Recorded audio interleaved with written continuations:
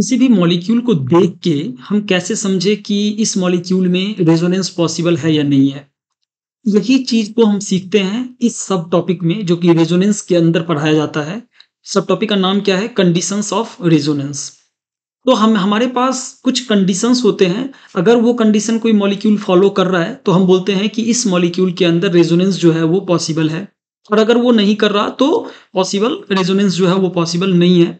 अभी तक के जो लास्ट के 3 लेक्चर्स थे कंडीशंस ऑफ रेजोनेंस के, उसमें हमने पहला पॉइंट, दूसरा पॉइंट और तीसरा पॉइंट कंसीडर किया। जो 3 कंडीशंस हैं, टॉप के 3 कंडीशन उसको कंसीडर किया, उसको पढ़ा। अभी इस वाले लेक्चर में हम जो 4th पॉइंट है उसको कंसीडर करने वाले हैं, उसको पढ़ने वाले हैं। क्या कहता है 4th पॉइंट? देखते हैं। Multiple bonds must be present in conjugation with vacant P और डी और वाइटल। ठीक है यार। सबसे पहले जो कंजुगेशन वर्ड है इसका मतलब होता है अल्टरनेट। तो जो मल्टीपल बॉन्ड्स है ना वो अल्टरनेट पोजीशन पे होने चाहिए। किसके? ये रूल के हिसाब से किसके? पी और डी ऑर्बिटल के। तो ये रूल कहता है कि multiple bonds must be present in alternate position to p और डी वैकेंट ऑर्बिटल। ठीक है। ये एग्जांपल के साथ इसको समझने की कोशिश करते हैं। इस एग्जांपल में अगर हम देखें तो कहीं ना कहीं हमारे पास मल्टीपल बॉन्ड्स है। हाँ, मल्टीपल बॉन्ड्स हैं। तो हमें क्या करना है ना, कंजुगेशन मतलब अल्टरनेट पोजीशन पे सर्च करना है कि क्या उस वाले एटम के पास कोई वैकेंट पी और डी ऑर्बिटल है। तो इधर तो कोई एटम है ही नहीं, तो हमें चेक करना पड़ेगा। एक एक पोजीशन छोड़ के, हमने एक पोजीशन छोड़ा और फिर इस एटम को हमें सर्च करना है। तो हम इस एटम में देखें तो एक पॉजिटिव चार्ज भी लगा है, और जब भी पॉजिटिव चार्ज ऐसे लगा रहता है तो हमें ये लग जाता है कि कहीं ना कहीं इसके अंदर कुछ ना कुछ वैकेंसी तो होगा, क्योंकि एक इलेक्ट्रॉन जो है वहां से गायब है। राइट। तो हम एज्यूम नहीं करते, हम क्या करते हैं, इसको पता करने की कोशिश करते हैं कि क्या इसके अंदर रियली कोई पी और डी ऑर्बिटल वैकेंट है इस सी के अंदर। इसके लिए क्या करेंगे हम? इसके लिए सिंपल है, हम इसका कन्फिग्रेशन लिखेंगे। किसका? सी का। सी का जो एटॉमिक नंबर होता है 6। कैसे मुझे मालूम? ये चीज हमें मालूम होना चाहिए कहाँ से? पीरियोडिक टेबल वगैरह से, वहां पे पढ़ाया जाता है बड़ी डिटेल में। तो इसका एटॉमिक नंबर है 6। अब हम क्या करेंगे, इसका कन्फिग्रेशन लिखेंगे 1s2 2s2। अब 2p, अब देखो यार, अब 2p2 होना चाहिए। क्यों? क्योंकि इसका कन्फिग्रेशन 6 है, तो 2 यहाँ चला गया, 2 यहाँ चला गया और 2 यहाँ पे आ जाएगा। लेकिन लेकिन इस वाले कार्बन के केस में अगर हम देखें तो क्या होगा? एक इलेक्ट्रॉन गायब है यहाँ से। राइट। तभी तो ये पॉजिटिव चार्ज है। पॉजिटिव चार्ज क्या सिग्निफाई करता है? कि एक इलेक्ट्रॉन कहीं ना कहीं भाग गया है। राइट। अगर एक इलेक्ट्रॉन यहाँ से भाग गया है, गायब है, इसका मतलब है कि ये जो 6 यहाँ पे लिखा हुआ है ना, ये 6 नहीं होकर 5 होना चाहिए, इजंट इट? तो 5 अगर है तो इस वाले में एक इलेक्ट्रॉन हो जाएगा। राइट। Instead of 2। तो ये जो कॉन्फ़िगरेशन है ये किसके लिए लिखा गया? इसके लिए लिखा गया। राइट। तो अब हम क्या करेंगे कि अब समझने की कोशिश करेंगे कि क्या ठीक है, ये क्या सिग्निफाई कर रहा है। क्या ये सिग्निफाई कर रहा है कि पी और डी ऑर्बिटल खाली है? इसको देखते हैं अपन कैसे ये सिग्निफाई करता है। तो एक चीज यहाँ पे जो मैं बताना चाहूंगा वो ये कि जो भी यहाँ पे बॉन्ड फॉर्मेशन होता है ना यार, वो कहीं ना कहीं आउटर ऑर्बिटल्स है, आउटर ऑर्बिट के जो ऑर्बिटल्स बनते हैं, होते हैं, उसके साथ बॉन्ड का फॉर्मेशन होता है। इनर ऑर्बिट जो है वो पार्टिसिपेट नहीं करते बॉन्ड फॉर्मेशन में। तो हम 1 को यहाँ कंसीडर बिल्कुल नहीं करेंगे, हमारे पास केवल 2 को कंसीडर करना है हमें यहाँ पे। तो हम क्या कर लेंगे, हम क्विकली इसको ड्रॉ कर लेते हैं। क्विकली इसका जो इलेक्ट्रॉनिक कन्फिग्रेशन है उसको बॉक्स के फॉर्मेट में रिप्रेजेंट करते हैं। मैं यहाँ पे क्या कर रहा हूँ, इलेक्ट्रॉन को रिप्रेजेंट कर रहा हूँ। तो 2s2, तो ये हमारा s है, ये हमारा px मान लेते हैं, ये py और ये pz। राइट।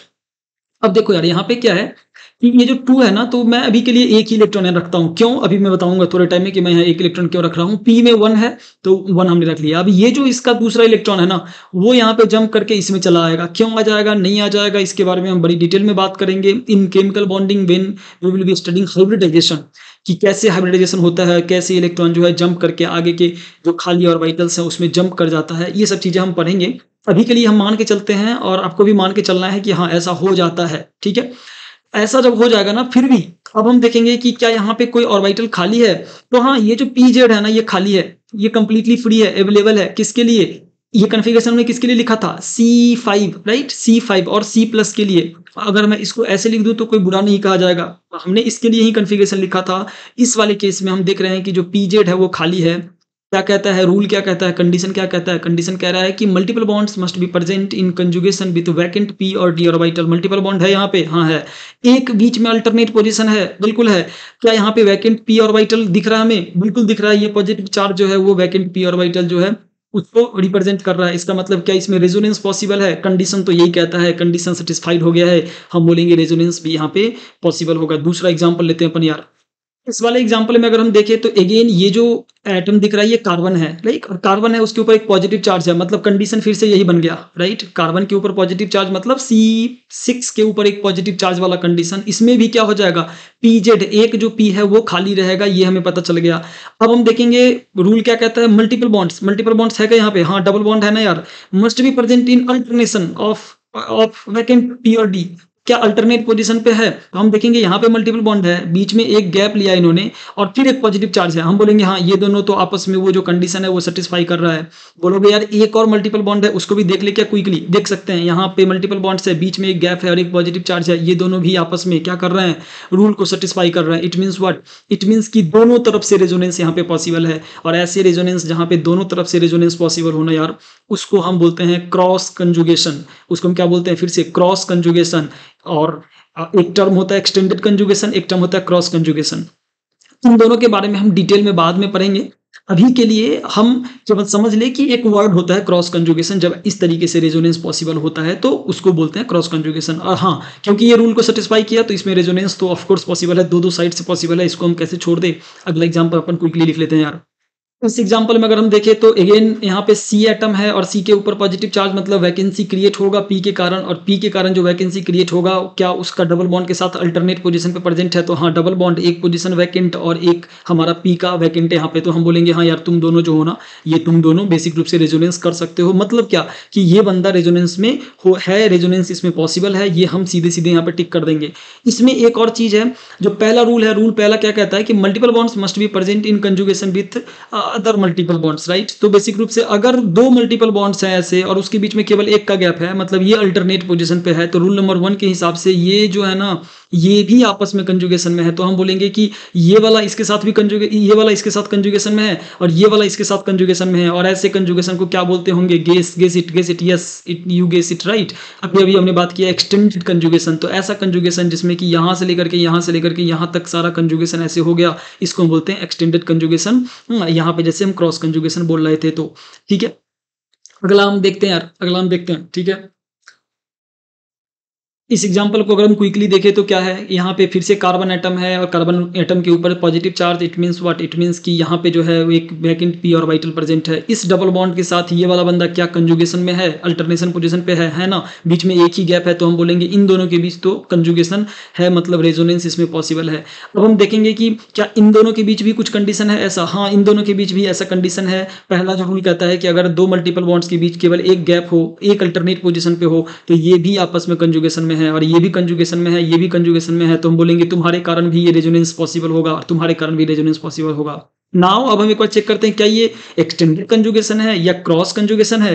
तो हम देखेंगे कि यार ये दोनों आपस में कंजुगेशन में है, ये दोनों आपस में है, इन दोनों का इन दोनों से कोई रिलेशन नहीं है। ऐसे केस में जब रिलेशन ना हो ना, तो हम बोलते हैं कि केवल एक ही मॉलिक्यूल में दो अलग अलग रेजोनेंस पॉसिबल है। यहाँ पे कोई क्रॉस कंजुगेशन या एक्सटेंडेड कंजुगेशन की बात नहीं होगी। ये चीज हमें समझ लेनी चाहिए, ठीक है। अगला एग्जाम्पल देखते हैं अपन यार। इस वाले एग्जांपल में अगर हम देखें तो ये यहाँ पे पॉजिटिव चार्ज है, इसका ये कार्बन एटम है, इसके ऊपर पॉजिटिव चार्ज मतलब वैकेंसी है। हम बोलेंगे कि क्या सिंगल एक अल्टरनेट सिंगल बॉन्ड के गैप पे एक डबल बॉन्ड यहाँ पे प्रेजेंट है? नहीं है प्रेजेंट, यहाँ पे दो बॉन्ड सिंगल आ गया। इट मीन्स कि ये जो है वो रेजोनेंस इसमें पॉसिबल नहीं है। नेक्स्ट क्वेश्चन मैं लिख रहा हूँ जो कि आपके लिए क्वेश्चन होगा, आपको आंसर करना है कमेंट सेक्शन में कि क्या इसके लिए रेजोनेंस पॉसिबल होगा या नहीं होगा। तो क्विकली आपको लिखना है इन कमेंट सेक्शन कि yes resonance is possible for this और no resonance is not possible for this in the comment section. और अगला रूल जो है, जो लास्ट रूल होगा हमारा, वो बहुत बहुत ज़्यादा इंपॉर्टेंट रूल भी है, रूल नंबर 5। उसको हम देखेंगे नेक्स्ट लेक्चर में और फिर हम कंडीशंस ऑफ रेजोनेंस को खत्म करेंगे। लेक्चर देखने के लिए थैंक यू।